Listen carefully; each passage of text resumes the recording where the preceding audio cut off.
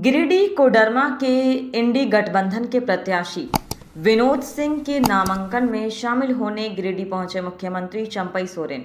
और भाकपा माले के राष्ट्रीय महासचिव दीपांकर भट्टाचार्य का जनसभा बुधवार को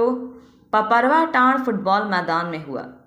इस दौरान जनसभा में सीएम के साथ गांडे प्रत्याशी कल्पना सोरेन, राज्यसभा सांसद सरफराज अहमद, कोडरमा प्रत्याशी विनोद सिंह, आरजेडी नेता गौतम सागर राणा के साथ गिरिडीह इंडी गठबंधन के नेता सतीश केडिया, धनंजय सिंह, राजेश यादव, राजेश सिन्हा, कृष्ण मुरारी शर्मा समेत कई नेता और कार्यकर्ता शामिल हुए। इस दौरान जनसभा को संबोधित करते हुए सीएम चंपई सोरेन ने कहा कि देश में झारखंड का पहचान खनिजों वाले प्रदेश के रूप में जाना जाता है, लेकिन मोदी सरकार ने श्रम कानून में बदलाव कर इस राज्य की परिभाषा ही बदल दिया है। सीएम सोरेन ने कहा कि हेमंत सोरेन के जेल जाने के बाद वो खुद भी प्रयास में रहे कि हेमंत सोरेन की हर योजना सही से लागू रहे, ग्रामीणों को उसका फायदा मिलता रहे और अब अबुआ आवास योजना को लेकर वो खुद भी सक्रिय है।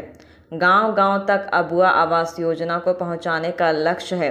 और इस दिशा में राज्य सरकार तेजी से काम भी कर रही है।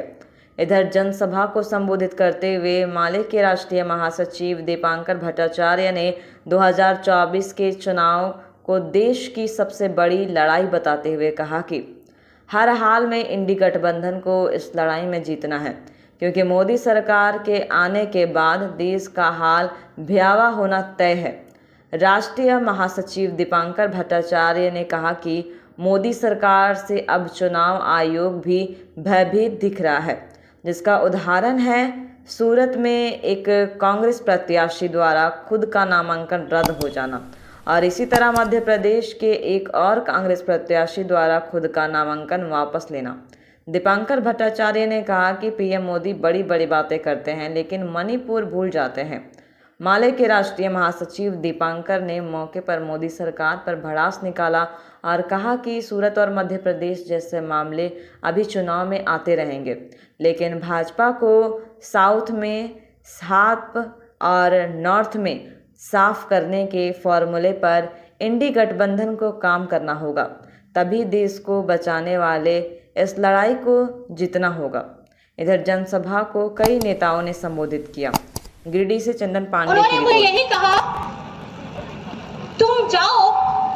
तुम इसलिए जाओ, लोगों को ये एहसास मत होने देना कि हेमंत सोरेन जेल के अंदर में है। मैंने पूछा क्यों? तुम वो एक दिया बन करके जाओ, वो ऐसा दिया जो हेमंत स्वरूप का एक रूप लेकर के आगे बढ़ रहा है। भले ही मुझे 4 दीवारी के अंदर में कैद कर दिया हो, मुझे मेरी सोच को ये लोग कैद नहीं कर सकते हैं, क्योंकि कैद उनको किया जाता है जो डरपोक होते हैं